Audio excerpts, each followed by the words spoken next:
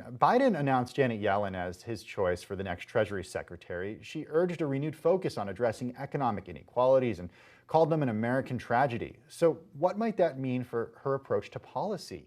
Joining me now is Bloomberg News' senior reporter covering Treasury, Saleha Mosin, live from Washington. Saleha, it's so great to have you on Quick Take today. Yellen promises to move with urgency and says, quote, inaction will produce a self-reinforcing downturn, causing yet more devastation. Where will Yellen begin? What's at the top of her agenda in combating economic inequalities?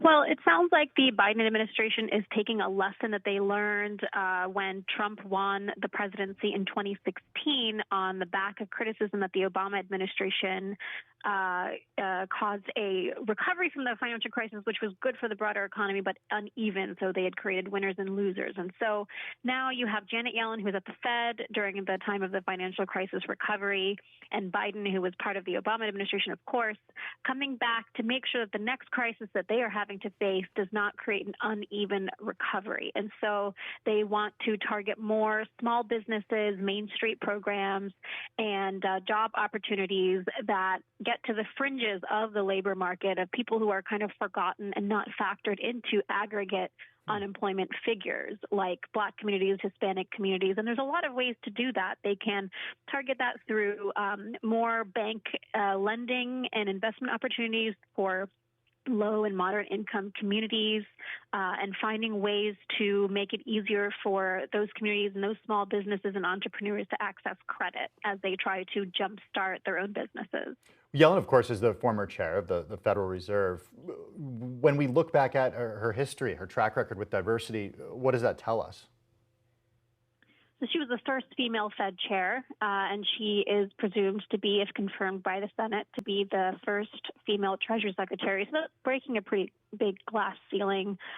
She was at the Fed at the time when they hired a lot of white men to be regional bank presidents. Of the six that were hired during her tenure, four were white, including one woman, and then there were two minorities.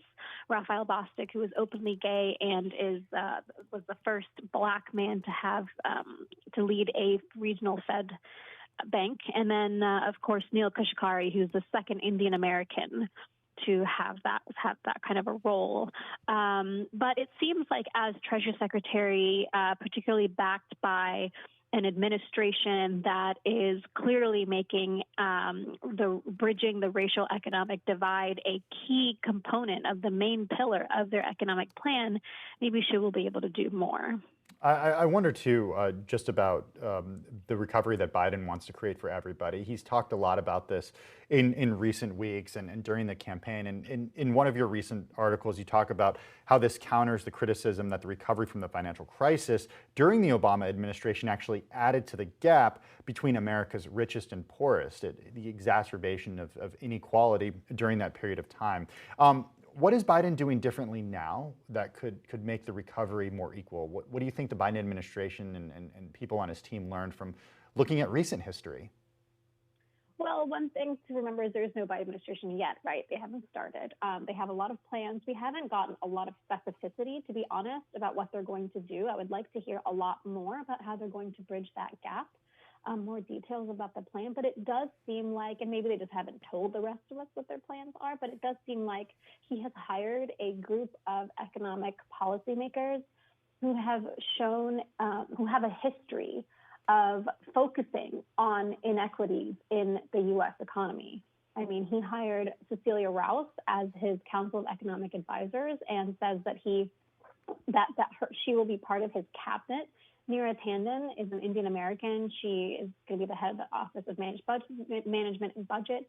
Jared Bernstein will be on the CEA with Cecilia Rouse, and he has done a lot of work about how the Fed can target Black unemployment. And just to remind you, Cecilia Rouse will be the first Black woman to be CEA at the White House. Wow. So he's hired people who understand and have been working on policies and proposing solutions for most of their careers. And now they have an opportunity to be inside the room, as they say, when these policy decisions are happening. Bloomberg News' senior reporter covering the Treasury, Saleha Mosin, live from Washington. Thanks so much for taking the time and joining us for our weekly equality segment on Quick Take.